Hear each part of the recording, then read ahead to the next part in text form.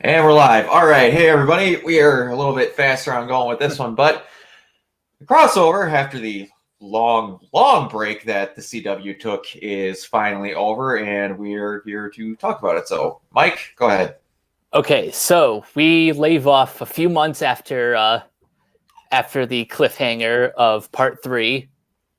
Our heroes, our paragons, are stuck in the vanishing point, only to then be rescued by Oliver Queen as the Spectre. And from there, they're on a mission to go back to the dawn of time in order to stop the Anti-Monitor from, anti-mattering everything.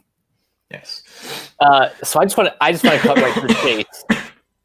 First of all, obviously this is all spoilers, but I think we need to talk about that scene first and foremost. The cameo scene? Yes. The cameo from the most they can't get their crap together character ever, but somehow they can make a scene for it on the CW. My favorite thing about this is that literally nobody else knew that this was happening. Like, not even the other cast members. Which, how often has that happened? Yeah, not very. They can't keep this stuff secret on their TV and on their movies, let alone their TV shows that had 5 shows working together, and somehow they kept it secret. I got nothing. For everyone that's not keeping track, that hasn't watched it, we haven't said who the character is. Ezra Miller showed up for 5 minutes. The best part is it has literally no bearing on the plot, except it makes no sense. It makes absolutely no sense, especially when they bring it up. It could not have made less sense. But it's just one of those moments that I'm more just astonished that they pulled it off than even the moment itself. Yeah, because it is cute that like the Flash gets to meet another version of himself. Yeah. But what does that have to do with the plot? Absolutely nothing. And I do love how I hate websites where it's like there was an amazing cameo on the Flash and you won't believe who it is. And then the cover of the article is Ezra Miller's face. That's fucking clickbait. Well, I'm not opening your article. Like, dude, it's right there. Why do I need to read this? All I need to know is Ezra Miller was there. He's obviously not going to be there for too long. You ruined it. It was everyone was like, you won't believe who showed up on the flight. Yeah, I won't. There's a picture of him. You didn't even like put a question mark. What are you doing? Oh. I just want to get that one right out of the way because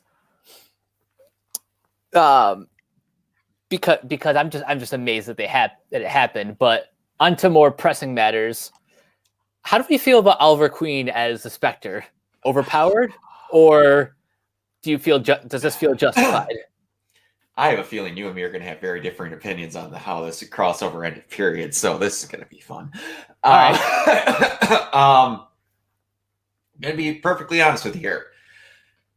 I don't know a whole lot about Spectre. To be perfectly honest, I know that he is a near omnipotent being in comics, but I know jack with a side of squat about him technically, so I'm not going to outright lie and try and say that I know a lot.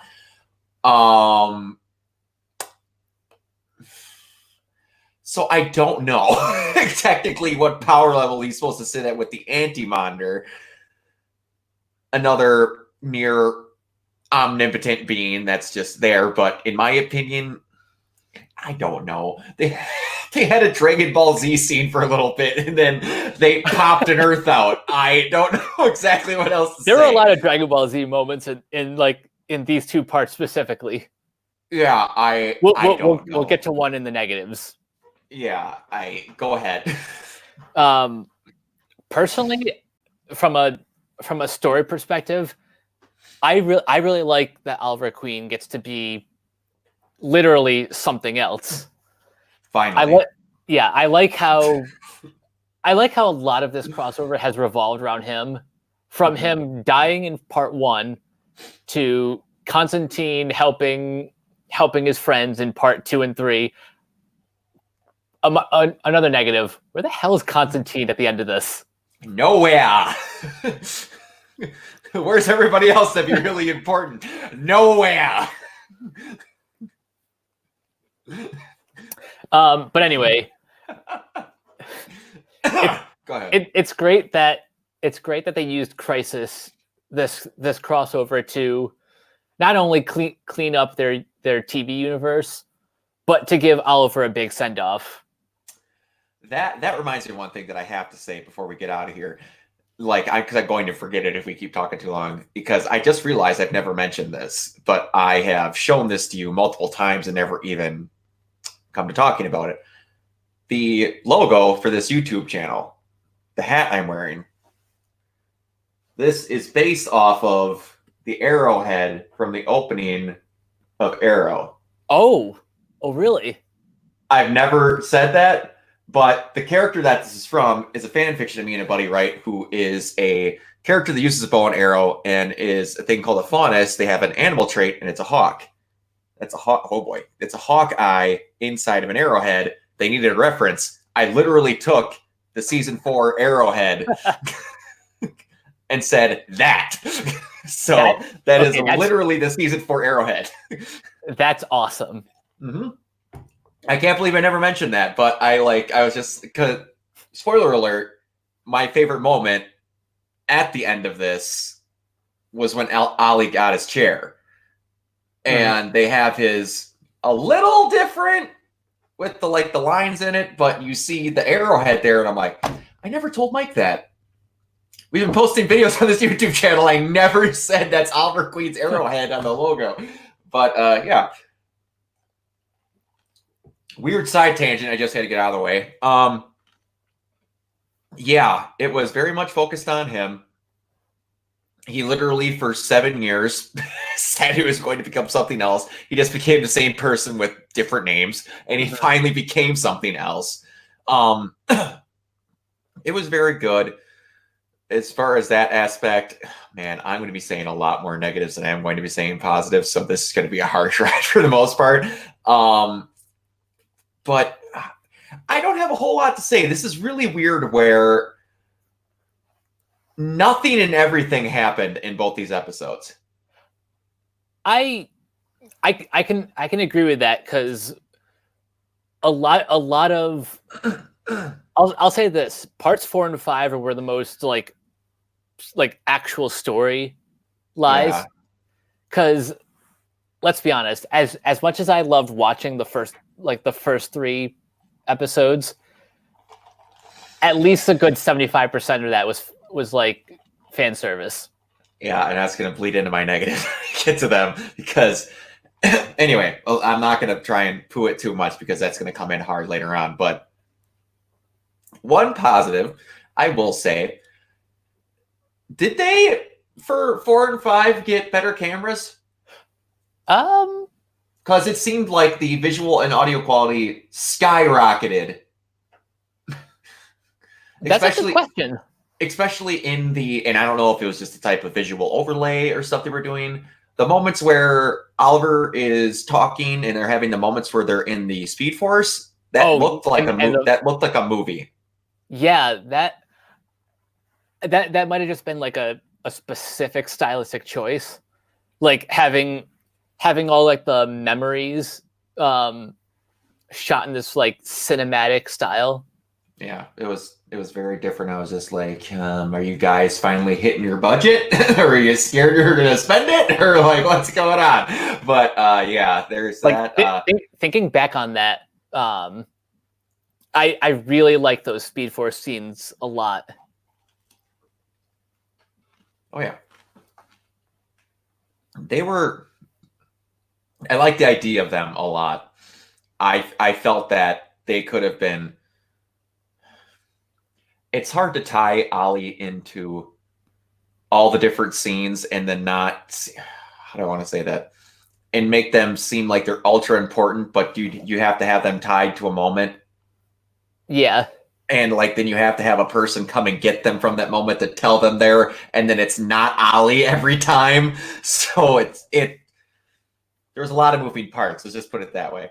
No, yeah, it was good. It was another one of the he was important really here. He was really important here. He was really important here.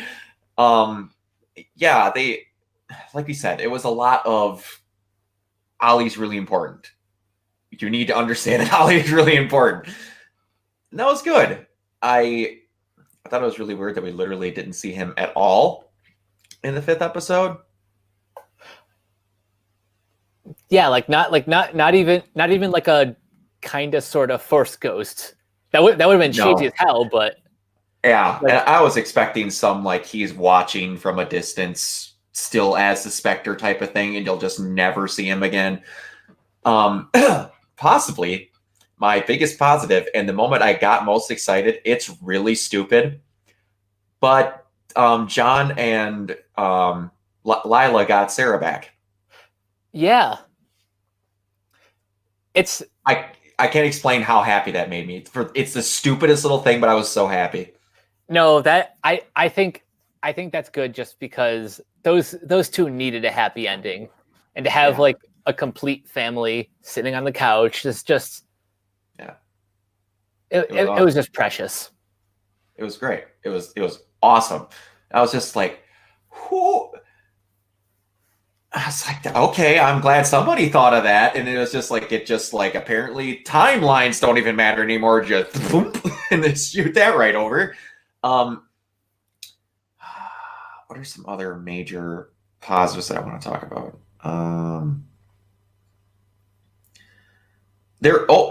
One thing I will say is that they've literally turned Legends of Tomorrow into Deadpool, where they're just like, and almost everyone's gotten to the point of openly admitting that these crossovers just have to happen.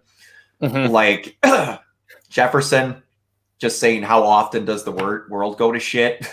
And then no one says anything. He's like, oh. And then Kate goes, don't worry, I was a new kid last year. And that was cool. The whole Hall of Justice memorial thing. For Ollie with everything about great. That. Everything about the Hall of Justice, I loved. Yeah, the fact that they actually had a monument. Even Gleek. Had no clue who Gleek was. I know. I knew of him. I had no clue his name was Gleek.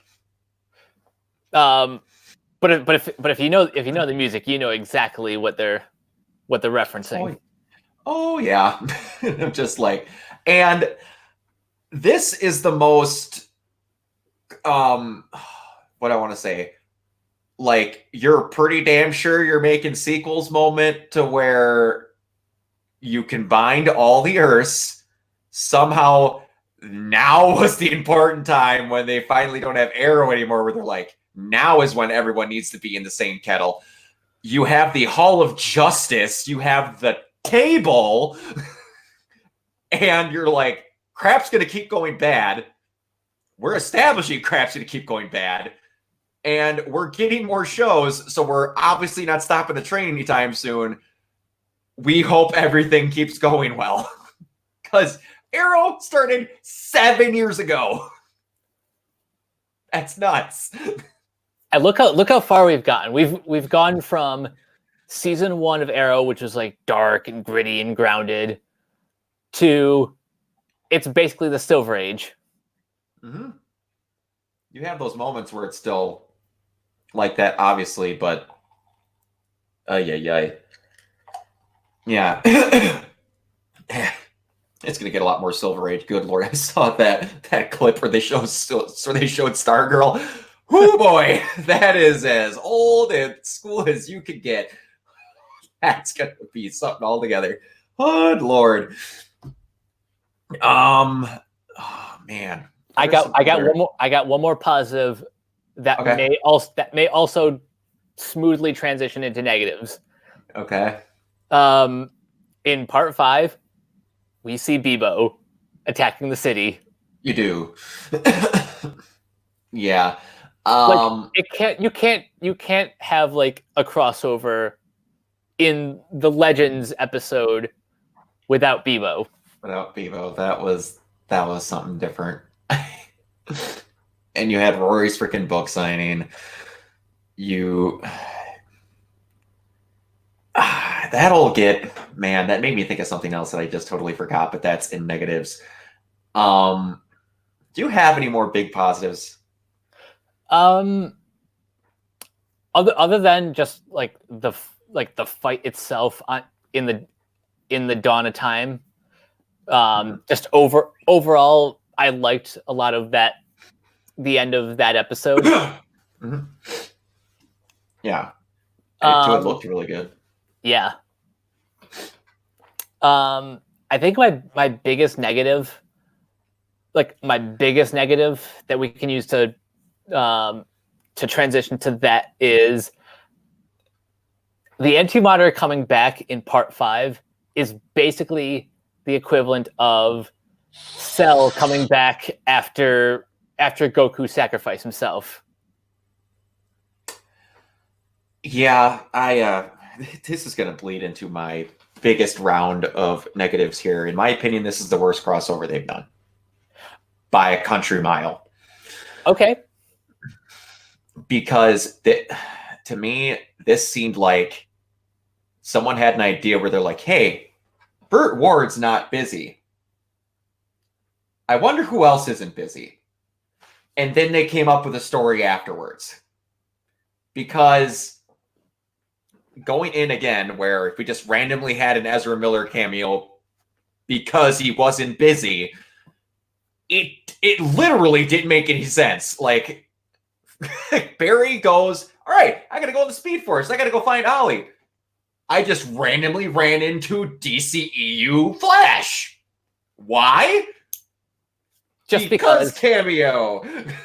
Could have like, and then that really started me ticking back, and I'm like, legitimately, absolutely nothing happened in episode 4 outside of Ollie making it a universe while the guys fought for 10 minutes.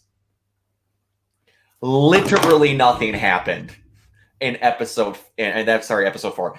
Literally nothing happened in episode 5 other than we're sad. We need to shoot at the monitor and shrink him for a little bit, and then the episode was over. And that I'll say this. I would have actually been fine if the last episode was... In fact, I'll say this. I would have preferred Legends of Tomorrow being episode 4 and Arrow being episode 5. Not literally those two episodes, but like episode 4 being the crazy battle and all that stuff. Well, episode 5 is more somber. It is sort of reflecting on Oliver's legacy. Everyone can have their sad moments. And then at the end, Hall of Justice and all that. Yeah.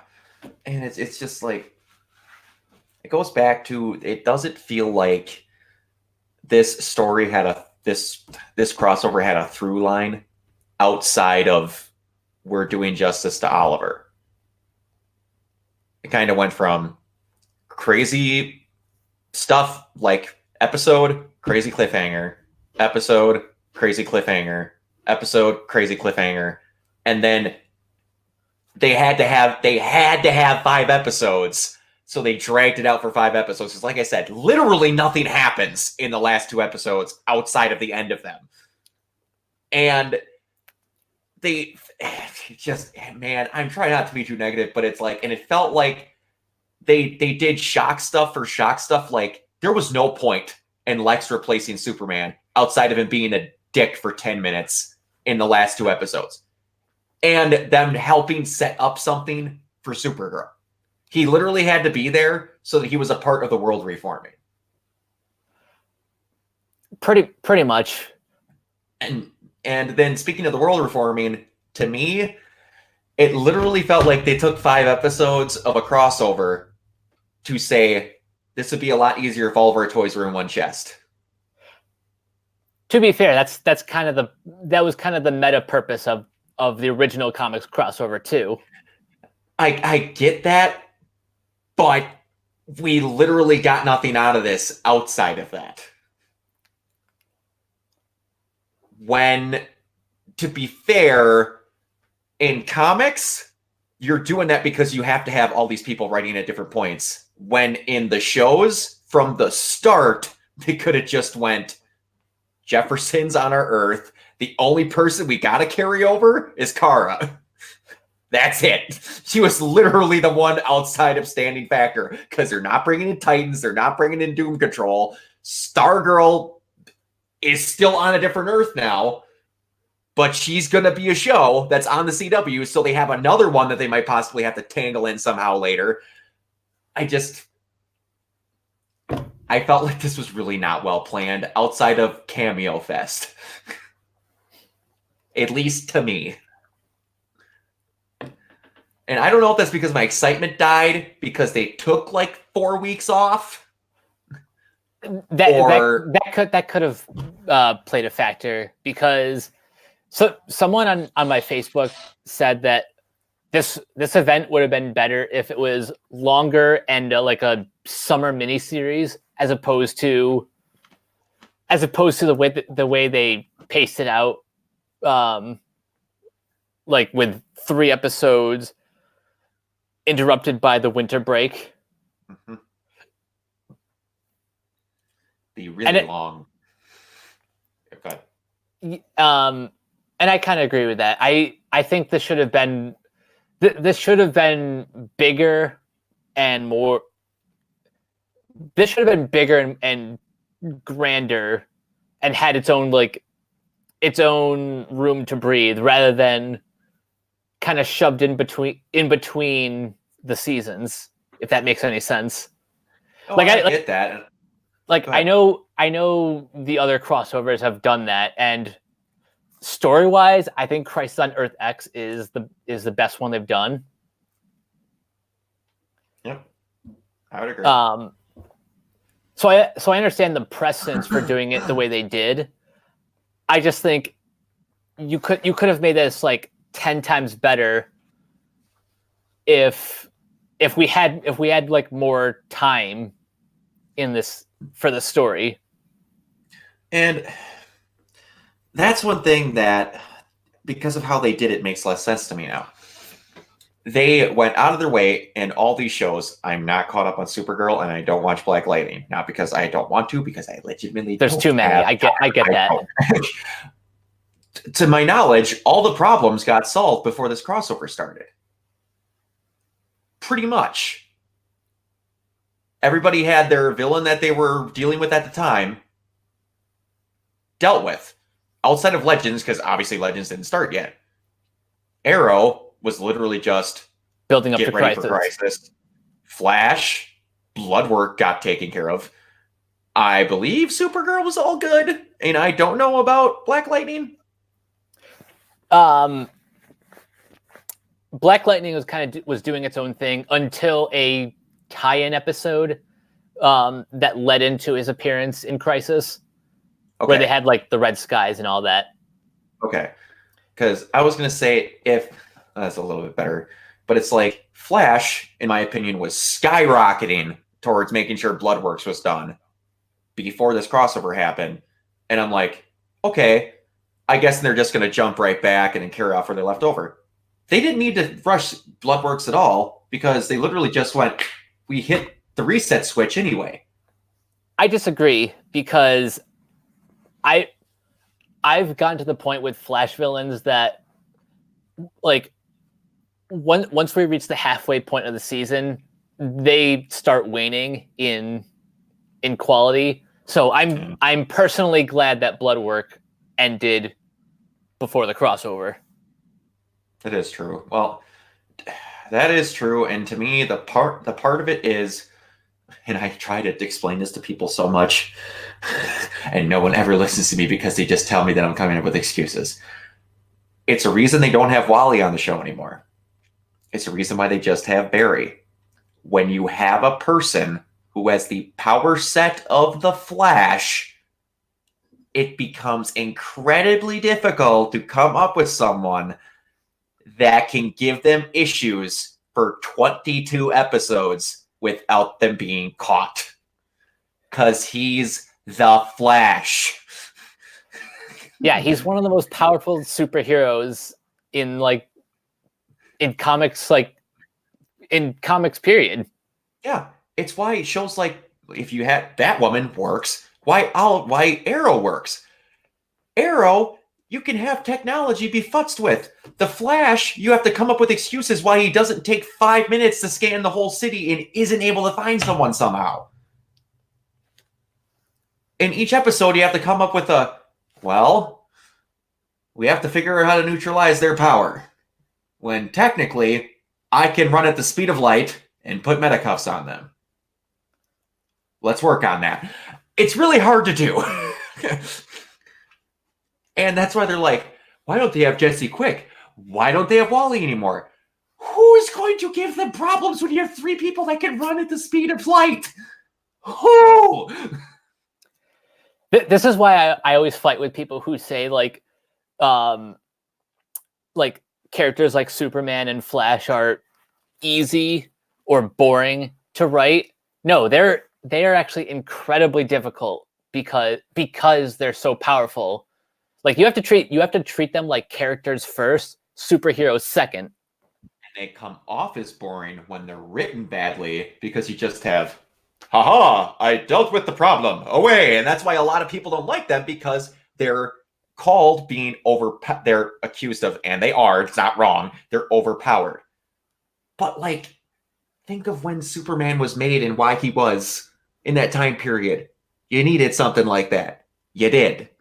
Mm-hmm. And then they have to come up with reasons for why people don't do stuff. And we could be a lot worse than the Flash and Superman. That's why those characters aren't in those shows. Other ones, because it would make it so much worse. Good God. Speaking of negatives, I just realized one missed opportunity. Did you ever see articles floating around about a scene in Crisis featuring all 3 Supermen? Meaning, both of them. Hecklin, Routh, and Welling all in the same scene. No, I did not. Okay, but that would have been cool. That would have been cool. Never happened. That would have been very cool. Yeah. That would have been cool. You know who I just thought of was not in this? Lauren Lester. Man, that would have been... They got Conroy. How did they not get him? I'm trying to think of who he could play in this universe. It would have been cool to see him play kind of an older Dick Grayson. An older Dick Grayson, or you want to know who he could have been? He could have been Alfred. At the Conroy Batman Manor, he could have been Alfred. Or you could have just seen him in a picture that happens to have a really cool looking blue bird on the corner of it. Anything. Just saying. But, and then, I take that back. I was going to say Clancy Brown wasn't in it, because Clancy Brown's actually a character of the Flash, so we can't do that. Yeah, man, I don't want to go on draw on negatives, because a lot of it is just going to be me where they could have either made this longer and kept it at the same time, or they could have chopped up some of the fat, focused on only needing pop-off cameos when you need them, and only having shock factor when you need it. In my opinion. Your Crisis in Earth X was amazing because it was short, concise, and did only what it needed to. In my opinion, anyway. Yeah, no, I agree. And what made Crisis on Earth X that much stronger was that it was mostly building off of one show. It was building mostly Go ahead, off sorry. the Flash's the Flash's storyline with Barry and Iris getting married. Yeah. That was a nice character based jumping off point. Yep. And Christ on Infinite Earths could have done like it could have been just as strong with the whole Ollie's come to the end of his rope, while at the same time the universe is ending. Yeah, and it started out strong. I will admit that the setup initial episodes where all of a sudden just everyone's like, "We thought we were prepared, we're not. It's here. We're getting zapped away, and it's go time."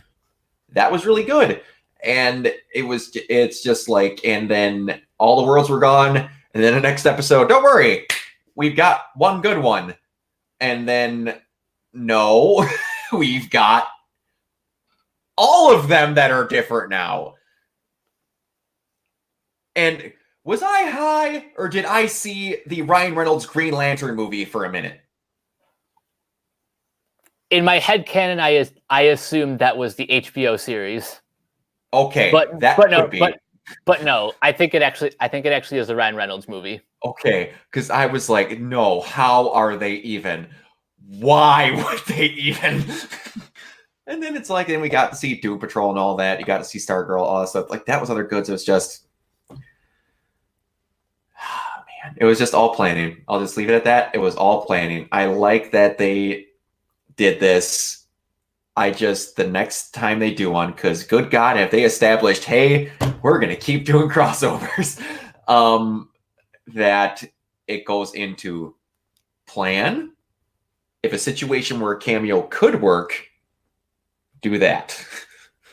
Not just do for people who are wrestling nerds out there, a spot fest there. But yeah, it was cool. Ollie got his proper send off, like he did. He's got a proper memorial. I really like the what do I want to say, Viking funeral type of thing where you actually have like a floating, not like floating, like an actual like lit fire for him. That was his emblem there, and now he's got an empty seat nice. At the table. That was cool. And that they're actually having that be this is making me wonder how often they're going to have them cross over now. If they're not going to do big events, or they're just going to do a bunch of random, maybe 1 or 2 episode arcs with random people. I bet they're still going to do big crossovers, maybe not as often, maybe like every other year. Mm-hmm. Maybe, because they set quite the precedent that everybody's their neighbor now. And they have been for a while, according to this world, because Marv was quite excited to see the Flash and Supergirl. that was actually a very fun cameo. I get more excited by like creator cameos like that and Stan Lee than I do of actor cameos. Yep, I agree. It was like Sterling in Endgame. Mm-hmm. He there was no grandstanding. He was just playing a dude. That was awesome. Man, what did I want to say? Gosh dang it. I had it and it's gone. Gosh dang it. It was something about doing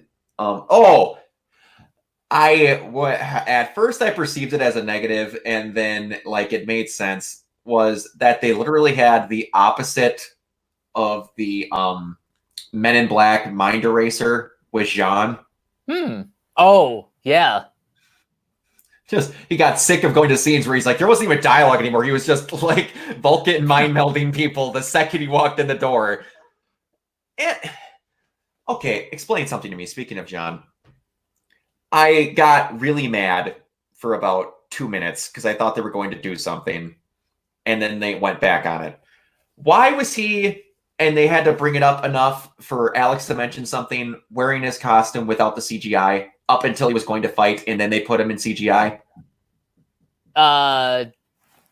Were they really that tight on budget where they had to make a comment about him not being in CGI for 2 minutes? I guess. I was like, are you guys really going to cheap out and have him just look like John for the rest of the series? I was going to be so pissed. Like, I don't even watch Supergirl that closely, but I'm like, he looks so good.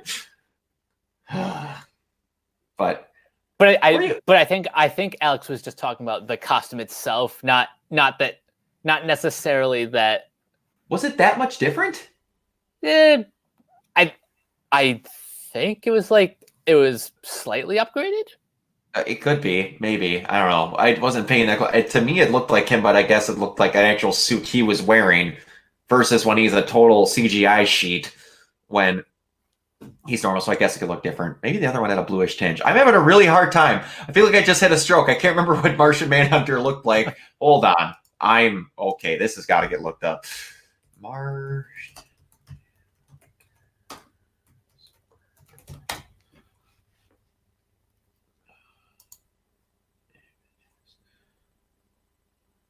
Oh, I suppose it is a little different. It's a little bit more black in that scene. Yeah, and the chest piece, if I'm thinking correctly, looks very different. I gotta look to see what it. Oh man, if I can get a clear shot of it from Crisis. Oh no, not the animated one. That one's much better, but still.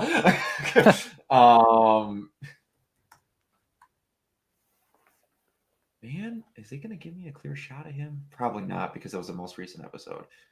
But I want to say the chess piece was different. I do want to say the chess piece was different. Okay. Ah, man. Okay, one last real big negative about Lex. Okay. This ties into if anyone's ever seen Death Note. The Oscar-worthy Netflix adaptation. Oh Jesus. Where things are a little bit more powerful than they need to be when the moment calls for them to be.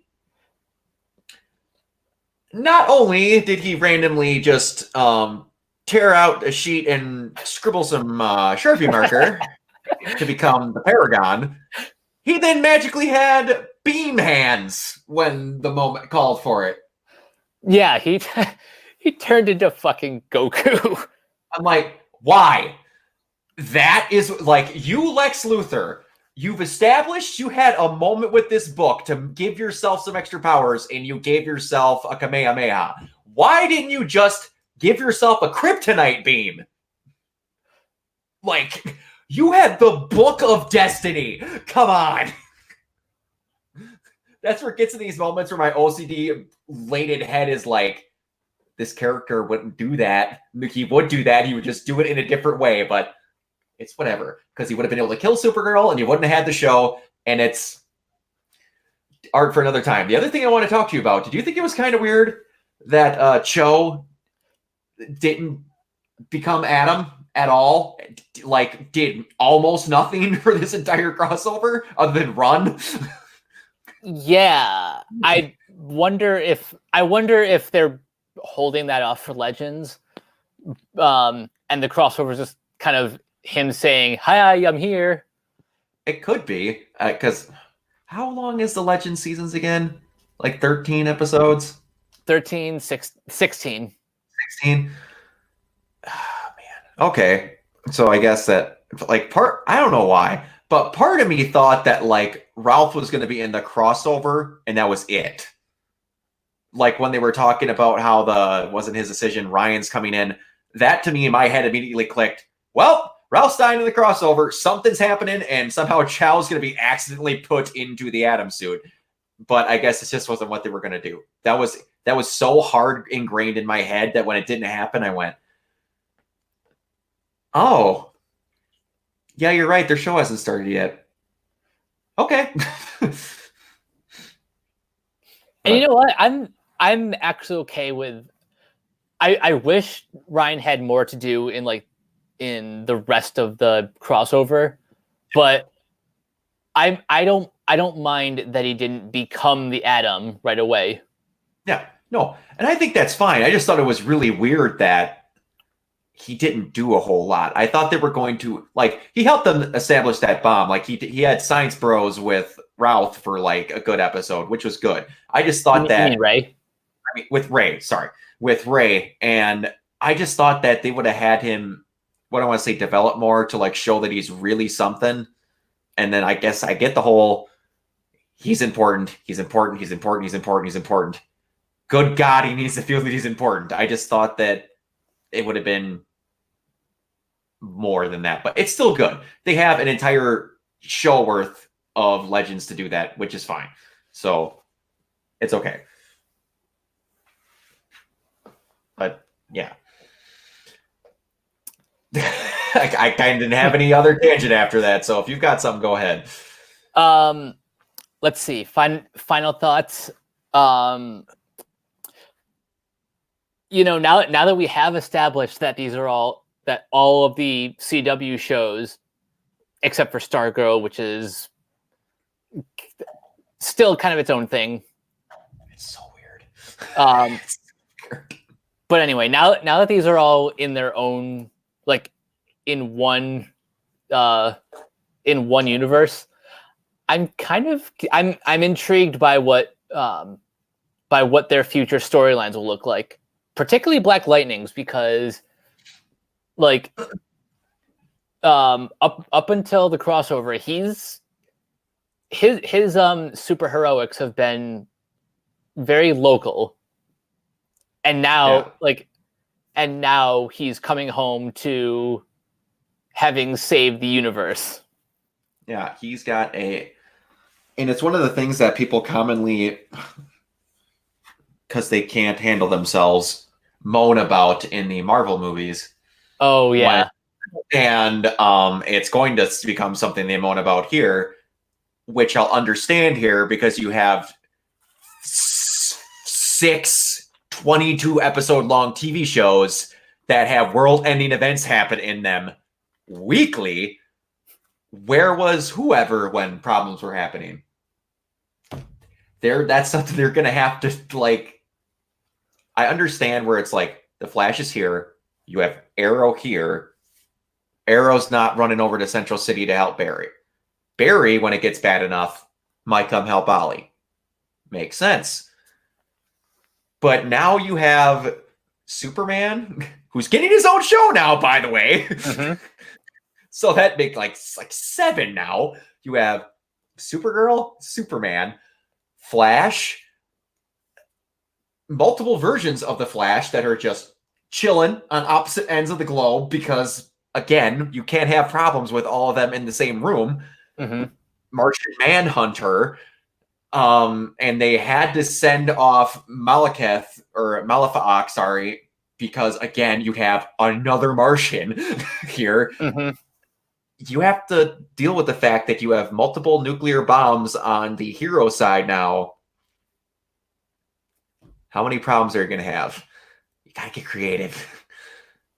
And it's like with the Flash, you burned through 3 speedsters in your first 3 episodes, and people instinctively wanted to hurl when they saw Godspeed show up because they were terrified it was going to turn into another season of, well, they got a speedster that can do anything, so it's just going to be irritating for a whole season. But they didn't. At least not yet. They have the whole weird Godspeed talks in like jacked up Morse code for whatever reason that I never saw them really solve. But that's just not a problem anymore because that Earth doesn't exist. I don't know. That's going to be another thing. It's going to be so weird, these shows going forward, because I swear to God, if they continue like the episodes before the crossover happened yesterday, it's going to be really weird. Like, it's probably a good thing that they did this because they're just cutting off fat that they didn't need, and they can literally say, that didn't happen. History books say that didn't happen. So they can fix their plot holes, whatever have you. It's just another going to have to be really careful because, like we said, it's all in the same pot now.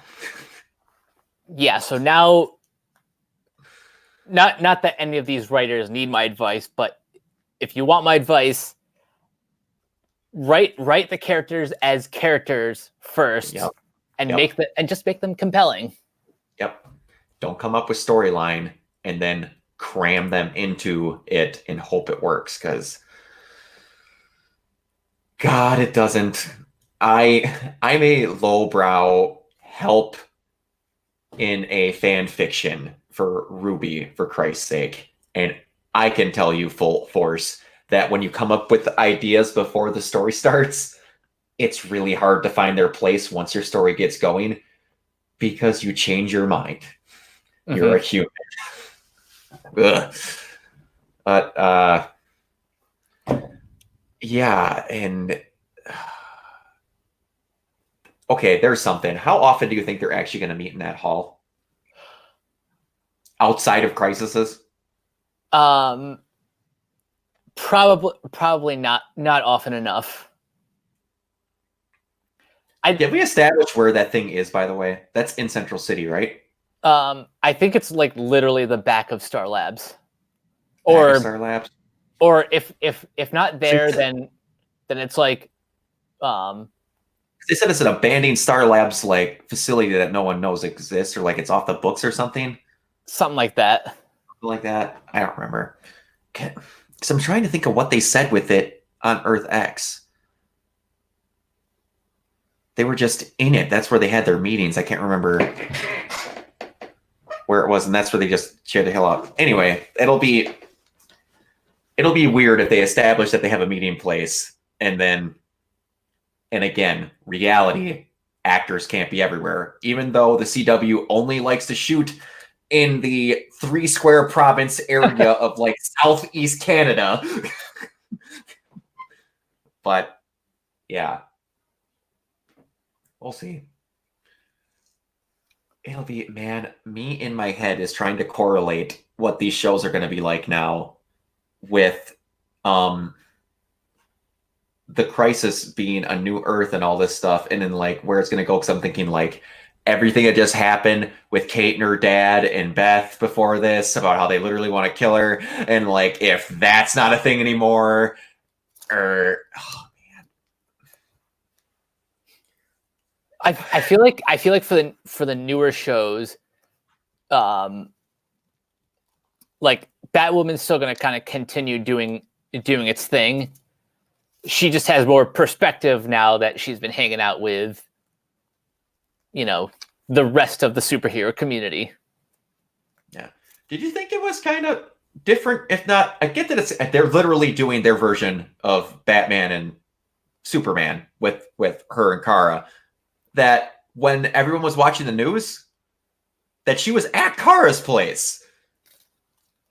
They're friends. They're chilling. Well, I get that. It's just, like, they're that close now. It's like before they were like, I'll see you next time. Handshake, ominous music plays. And then now it's like, we're having gal time already. I'm like, that jumped up significantly. That's what I mean, like mini crossovers where it's like, we're having, oh man, now I can't think of it. Come on. Wow, I am having a bunch of miniature strokes today. Batman and Superman. Oh, like World's Finest. World's Finest, thank you. If they're going to have like a little World's Finest crossover, a just blankety blank crossover where they're going to have little miniature events just between like 2 shows.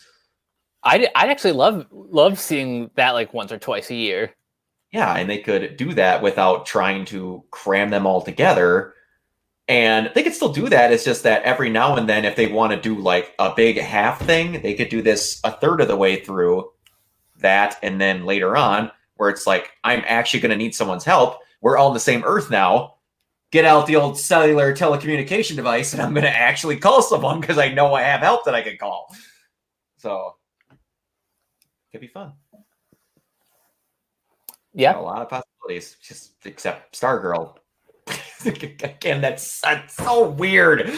God, that's so weird. I can't get over. And like they're gonna go on a small tangent here. They showed Stargirl, and like she already has a supporting team set up. So like we're gonna get Stargirl like a ways into her already being a thing.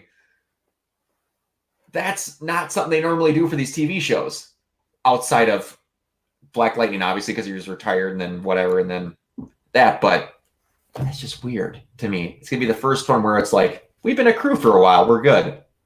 It's gonna be weird. I'm thinking the pilot episode is kind of like that'll be the only one kind of setting up the world, but then everything else after that's going to be just the show.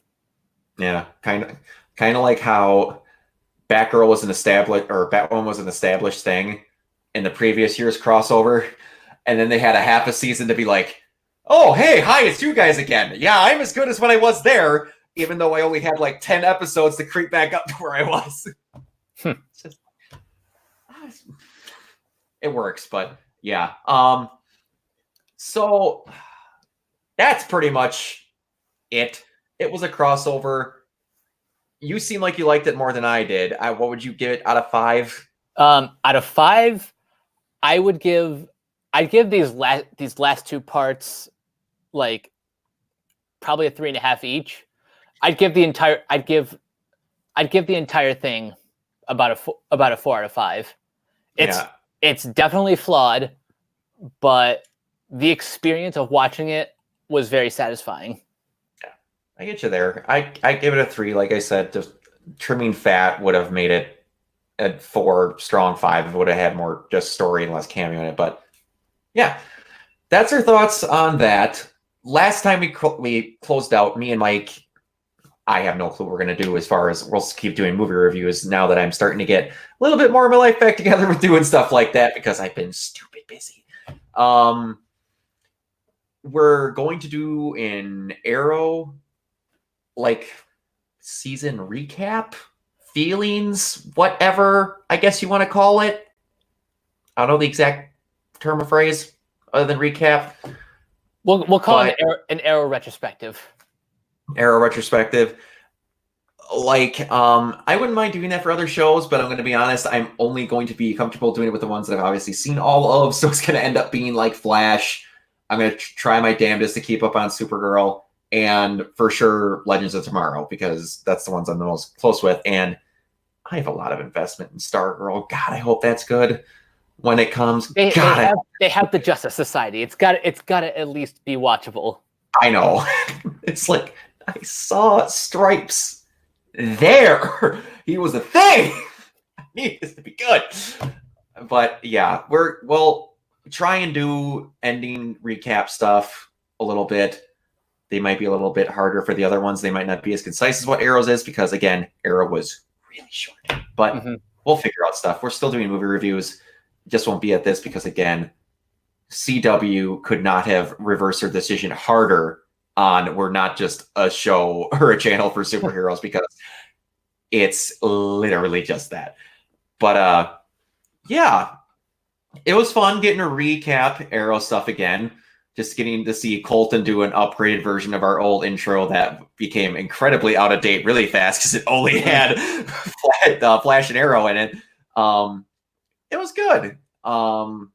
I had fun. I'm glad that we decided to do this again. And again, we'll do stuff with this. Like, again, if they do small crossovers. But yeah, we'll definitely be back for those. Yeah, exactly. Well, little events like that, that'd be a lot of fun. And they'd be easy to do. Again, this is easy to do. The editing's not hard, FYI. Yeah, I had fun. Mike, where can they reach you? Twitter at Captain K42, Letterboxd, Coach K42, and look for me in literally all the movie-related Facebook groups, just at my name. Literally all of them. That is half of my Facebook notifications, is you talking with people about movies. But you can find me at literally everywhere at Organoid Zero, this channel. I have a Tumblr and an Instagram. That is the worst application on the planet. God, I hate it, but I had to get one. Because I'm starting to do cosplay stuff now and on just everywhere there. Thank you guys very much for watching. And like I said, is there a movie coming out before? What is the next slate of movies? This weekend is Bad Boys for Life.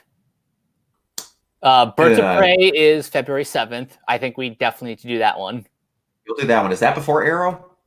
After. Episodes of Arrow. That's after? The last episode of Arrow is the 28th.